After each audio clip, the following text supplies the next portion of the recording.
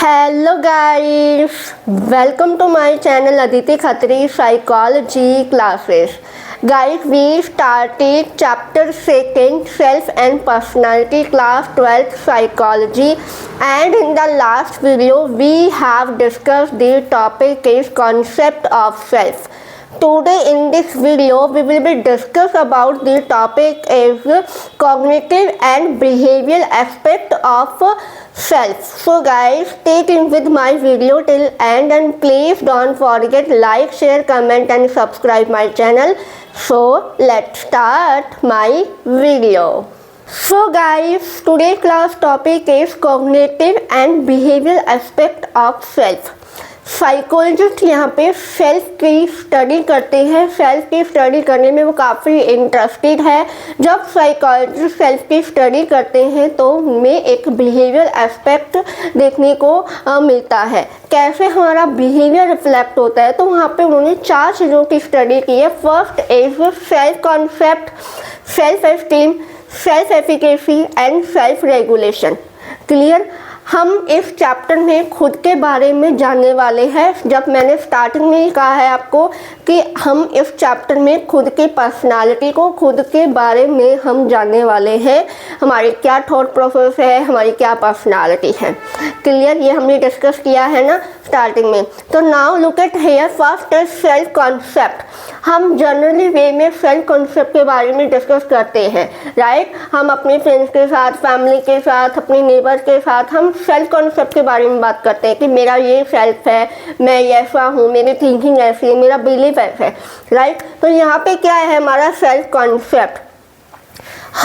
हमारा जो over self है, हमारे जो आइडियाज़ है और हमारी जो कॉम्पिटेंसीज है, राइट, हमारे जो एट्रीब्यूट्स है, यहाँ पे एट्रीब्यूट्स आएगा, जो हमारे एट्रीब्यूट्स है मीन्स हमारे थिंकिंग, हमारा बिलीफ, हमारे ओपिनियन, हमारी थॉट प्रोसेस, हमारे आइडियाज़ या हमारी क्वालिटीज़ को लेकर हम अपने आप को कितना ज़्यादा समझ पा रहे हैं, कितना हम उसको परसीव कर पा रहे हैं, वो हमारा सेल्फ कॉन्सेप्ट है।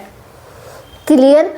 मीन्स कि आपका एट्रीब्यूट मीन्स आप बहुत ज़्यादा इंटेलिजेंट हो, साथ में आप बहुत ज़्यादा वर्क हार्ड करते हो, आप बहुत ज़्यादा ट्रस्टवर्दी हो और आपका जो बिलीफ है चीज़ों को लेकर वो बहुत ज़्यादा स्ट्रॉन्ग है। आप डिसीजन बहुत ज़्यादा स्ट्रॉन्ग लेते हो, राइट। फॉर एग्जांपल कोई भी सिचुएशन आती है तब आप वहाँ पे अपने आप को फियरलेस मीन्स आप वहाँ पे डरते नहीं हो, आपका मोरल डाउन नहीं होने देते। कोई भी सिचुएशन हो आप अपने कॉन्फिडेंस को वहाँ से डाउन नहीं होने देते, राइट। आप इन सारी चीज़ों को बहुत अच्छे से परसीव कर रहे हो, आप उसको अच्छे से समझ पा रहे हो, वो आपका सेल्फ कॉन्सेप्ट है। क्लियर। सेल्फ कॉन्सेप्ट होता है हमारा पॉजिटिव और नेगेटिव होता है। पॉजिटिव मीन्स कि आप रीडिंग स्किल्स में बहुत अच्छा परफॉर्म कर लेते हो। एंड आपका नेगेटिव सेल्फ कॉन्सेप्ट क्या है कि आप मैथ्स की कैलकुलेशन में इतना अच्छे से नहीं कर पा रहे हो, मैथ्स में आपसे बहुत ज़्यादा प्रॉब्लम क्रिएट कर रहे हो। तो मैथ्स को लेकर आपका सेल्फ कॉन्सेप्ट नहीं है कि मुझे नहीं आता मैथ्स वगैरह, राइट। तो रीडिंग स्किल आपकी क्या है, बहुत अच्छी है। और आप कोई भी रीडिंग हो, चाहे न्यूज़पेपर हो, चाहे आप अपने सब्जेक्ट से रिलेटेड हो, कुछ भी रीडिंग करना, तो आप रीडिंग स्किल में बहुत अच्छा परफॉर्म कर रहे हो। क्लियर। एक एग्जांपल लो लेते हैं, आप अगर स्पोर्ट्स में बहुत अच्छे हो बट एकेडमिक टैलेंट अच्छा नहीं है आपका, तो कहीं ना कहीं आपका जो सेल्फ कॉन्सेप्ट है एकेडमिक लेवल को लेकर वो नेगेटिव होगा और स्पोर्ट्स को लेकर आपका जो सेल्फ कॉन्सेप्ट है वो पॉजिटिव होगा। Clear.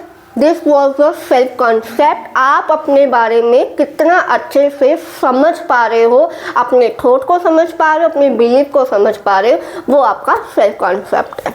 Clear. Second, self esteem. क्या होता है सेल्फ एस्टीम? अपने बिहेवियर, अपने वैल्यू, अपने वर्थ को लेकर आप जजमेंट्स करनाते हो, ठीक है, कि मेरा बिहेवियर कैसा है, मेरी वैल्यूज़ क्या है, मेरे वर्थ क्या है, उसको लेकर आप जजमेंट्स बनाते हो। क्लियर। सेल्फ एस्टीम हाई और लो भी हो सकते हैं। हाई और लो कैसे है, कुछ पर्सन्स में ये हाई है तो कुछ पर्सन में ये लो है। फॉर एग्जाम्पल, आप किसी सिचुएशन में हो और उस सिचुएशन में आप अपना मोरल डाउन नहीं होने दे रहे हो, आप अपनी सिचुएशन को फेस करके, उन चैलेंज को फेस करके आप अच्छे से वो चीज़ों पर आप डिसीजन भी बहुत अच्छे से ले रहे हो, ठीक है, क्योंकि आपका उसमें सेल्फ एस्टीम है वो हाई है।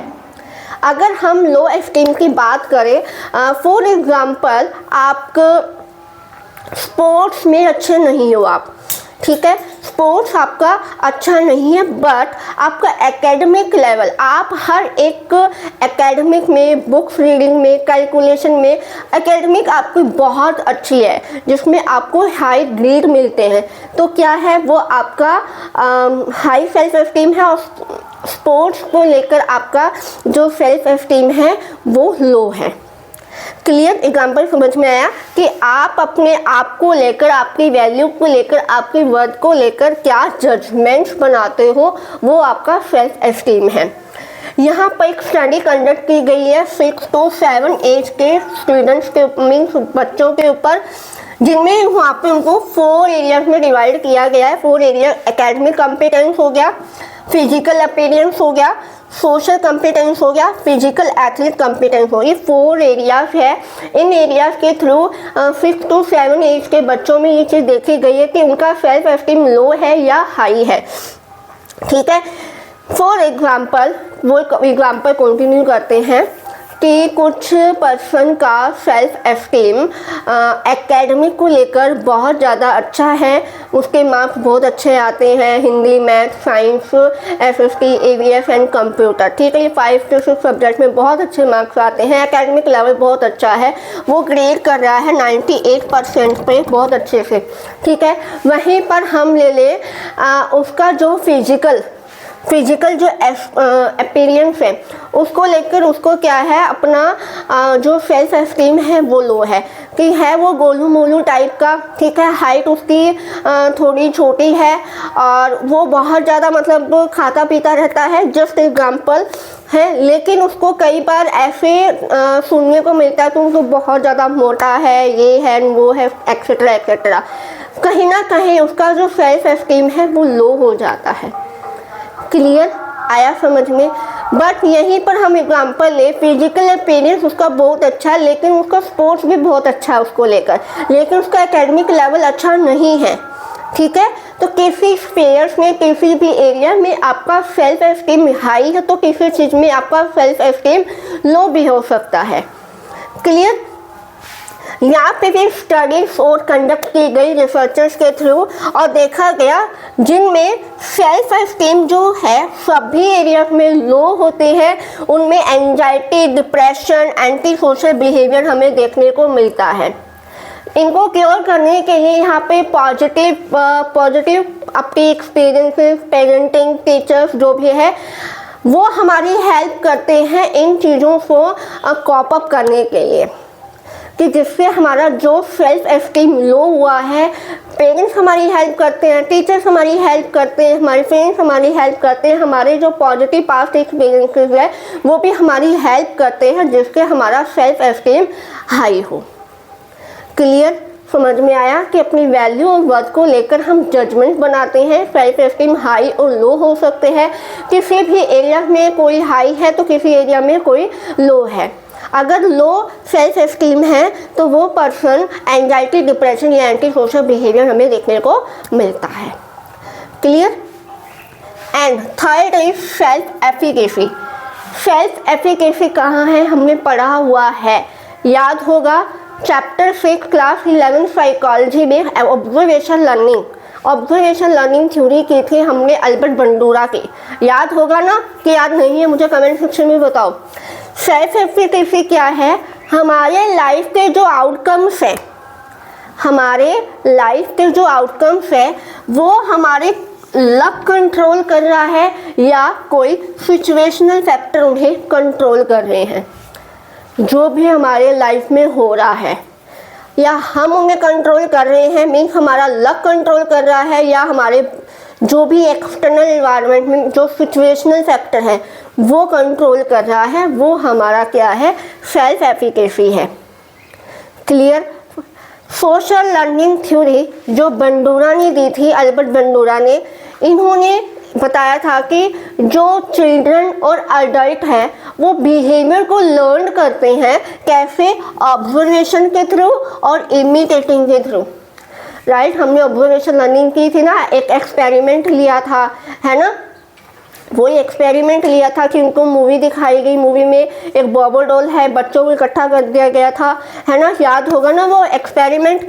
तो यही चीज़ है कि हम ऑब्जर्व करके, चाहे बच्चे हो या बड़े, हम ऑब्जर्व करके इमिटेट करके वो बिहेवियर को लर्न करते हैं। फॉर एग्जाम्पल, अगर हम मूवीज़ में एक्टर को किसी का हेयर स्टाइल हमने देखा तो हम सेम टू सेम वैसा हेयर स्टाइल बनाने लगते, क्योंकि हम उन एक्टर्स का क्या कर रहे हैं, हेयर स्टाइल्स को ऑब्जर्व कर रहे हैं, इमिटेट कर रहे हैं, देन हम उस बिहेवियर को लर्न कर रहे हैं। राइट, यही है ना।